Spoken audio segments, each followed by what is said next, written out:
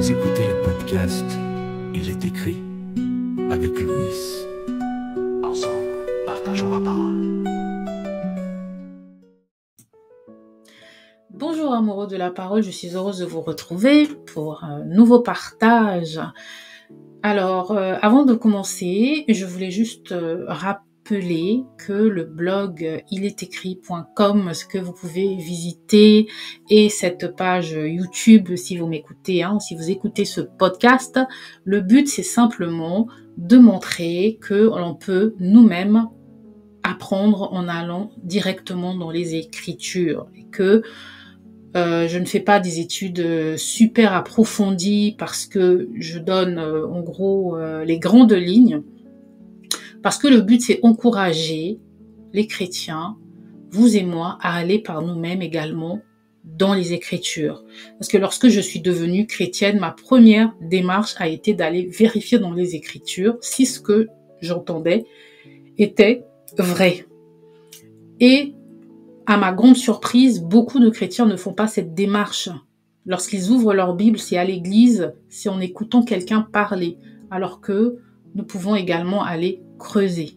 Donc c'est ça le premier but d'IlEstEcrit.com, mais aussi, comme je l'ai déjà dit, ces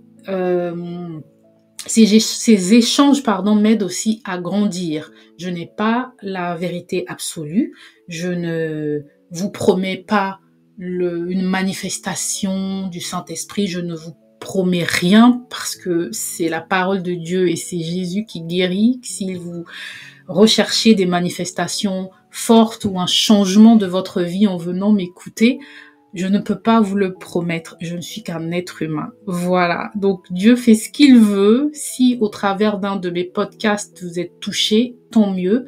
Mais je partage. Donc je dis cela parce que j'ai eu une personne qui a commenté un de mes podcasts en disant qu'il n'y avait aucune onction. Désolée. Désolée, je partage juste ce que j'apprends. Et si ça bénit certaines personnes, tant mieux. Sinon, désolée. Je souhaite que le Saint-Esprit soit celui qui vous bénisse et vous apporte l'onction que vous souhaitez trouver. Voilà.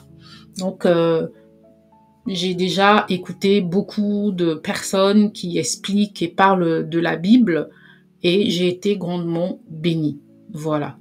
Donc, intellectuellement peut-être, mais je pense que le côté intellectuel n'est pas en inadéquation avec la parole de Dieu. Car la parole de Dieu, elle est très logique et on a également, si on a cette possibilité-là de vivre de grandes choses, bien sûr, avec la parole de Dieu qui nous transforme, on peut également étudier simplement la parole de Dieu pour comprendre les choses. Donc aujourd'hui, mon sujet pour ouvrir cette nouvelle saison, c'est que veut dire saint ? On va parler de la sainteté de Dieu. C'est un sujet étrangement que je n'ai jamais abordé. J'ai parlé de la compassion, de la miséricorde, de l'amour même de Dieu, mais je n'ai jamais abordé le sujet de la sainteté de Dieu. Si vous m'écoutez pour la première fois, je suis Louis du blog ilétécrit.com et je vous embarque dans une nouvelle virée biblique.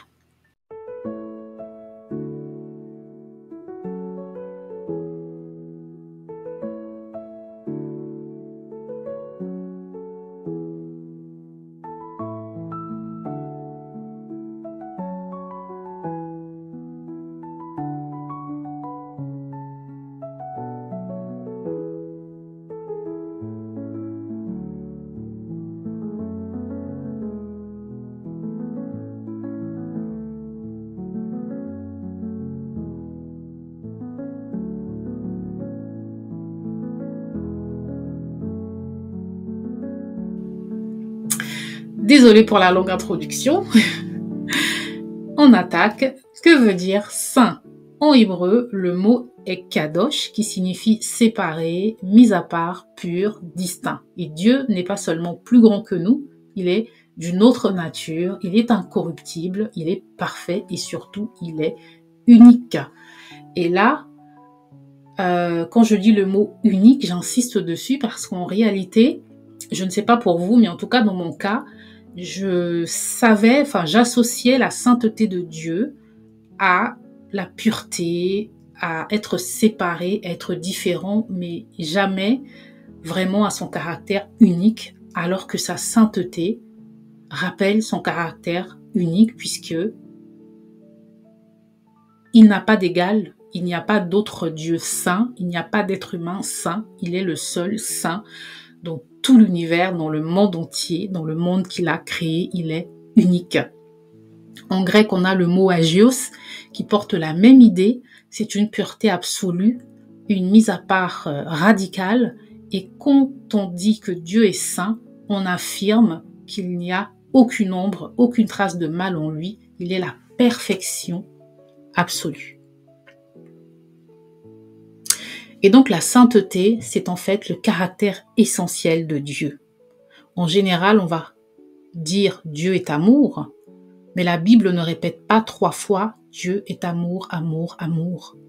La Bible ne répète pas 3 fois Dieu est puissance, puissance, puissance, mais elle proclame Saint, Saint, Saint, est l'Éternel des armées dans Ésaïe 6.3, ou encore Saint, Saint, Saint est le Seigneur Dieu, le Tout-Puissant dans Apocalypse 4.8.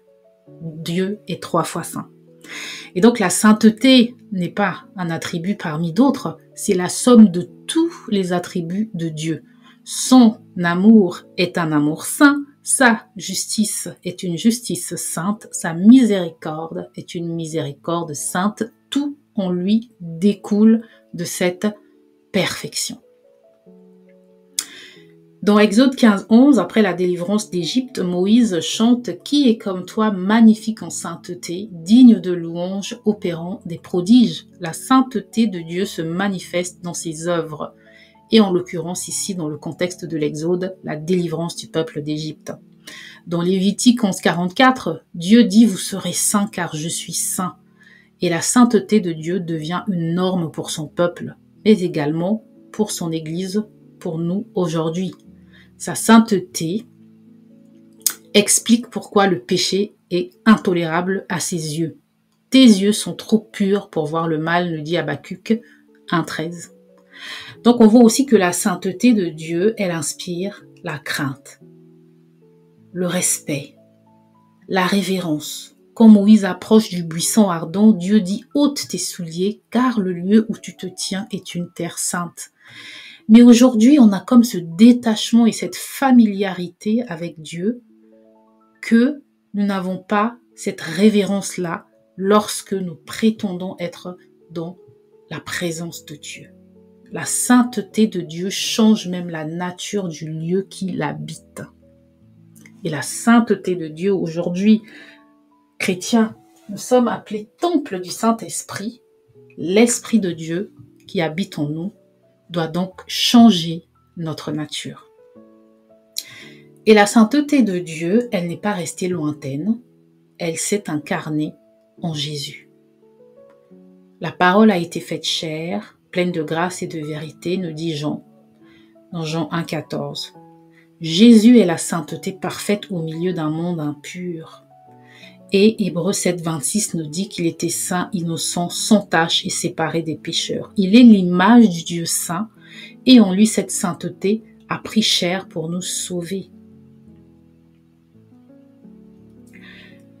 Dieu était tellement saint qu'il était le seul à pouvoir nous sauver et il s'est fait chair et venu sur terre afin d'être l'agneau sans tache qui allait être sacrifié pour nos péchés.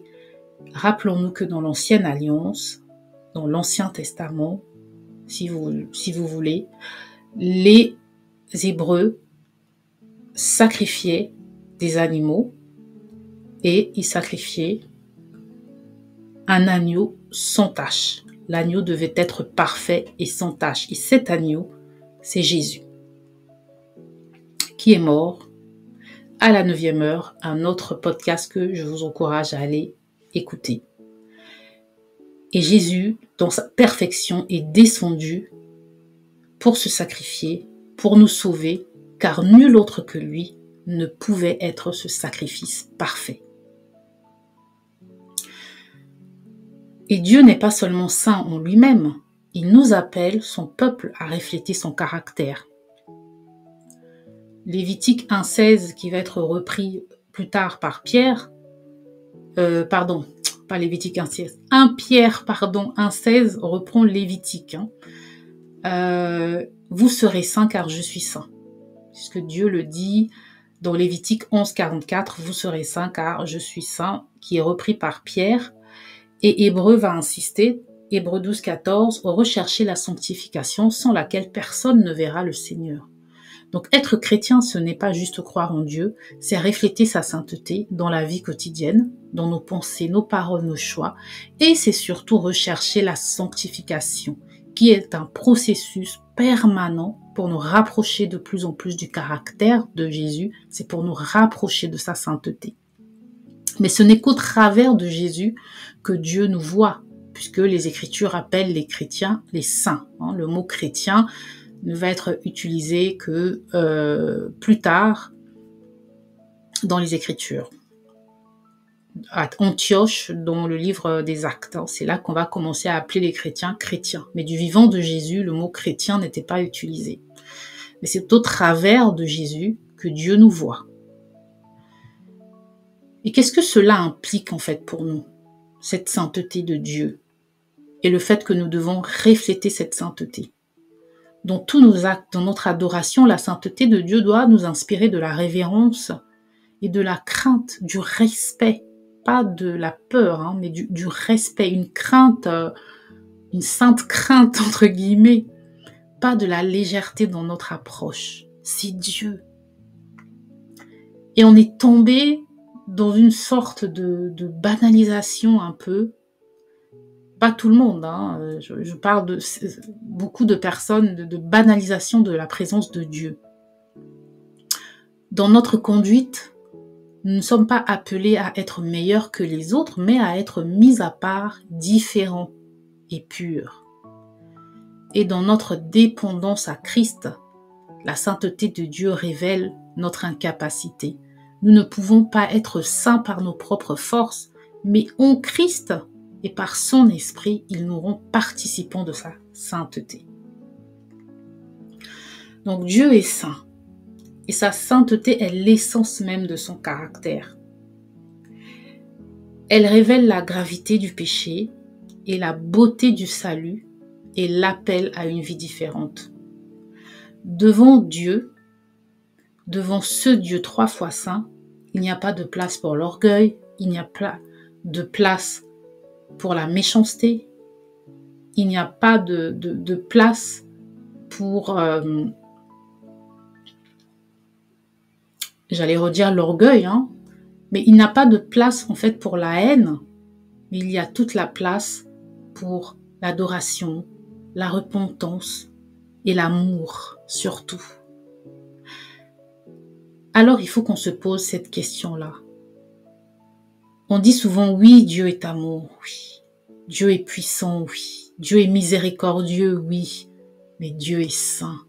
Est-ce que la sainteté de Dieu est devenue pour nous une simple doctrine, une simple idée comme ça que l'on balance à gauche, à droite et que l'on voit dans les Écritures au passage? Ou est-ce que sa sainteté est une réalité qui transforme notre manière d'adorer et de vivre chaque jour? Merci de m'avoir écouté. Si ce message vous a édifié, n'hésitez pas à liker, partager, pas moi, mais la parole. Ciao!